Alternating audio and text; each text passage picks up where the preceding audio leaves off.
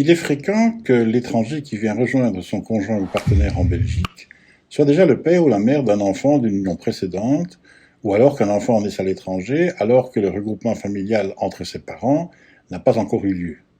Comment et à quelles conditions cet enfant étranger peut-il accompagner son père ou sa mère ou les rejoindre en Belgique?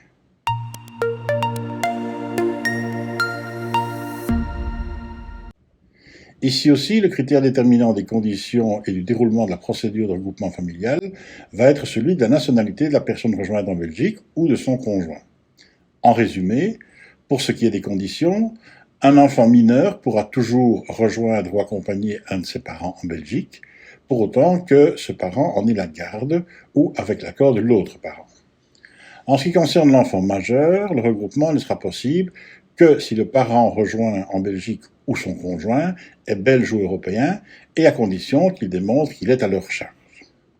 En ce qui concerne les enfants majeurs d'étrangers non européens, seuls les enfants handicapés peuvent bénéficier du regroupement familial à certaines conditions. En ce qui concerne le regroupement familial avec un Belge ou un Européen, la loi utilise le terme de descendant au lieu d'enfant, ce qui signifie qu'un regroupement sera éventuellement possible avec des grands-parents, pour autant qu'ils en aient la garde. Pour ce qui est de la procédure, si le parent rejoint en Belgique ou son conjoint est belge ou européen, la demande pourra être introduite directement en Belgique si l'enfant s'y trouve déjà, même en séjour illégal.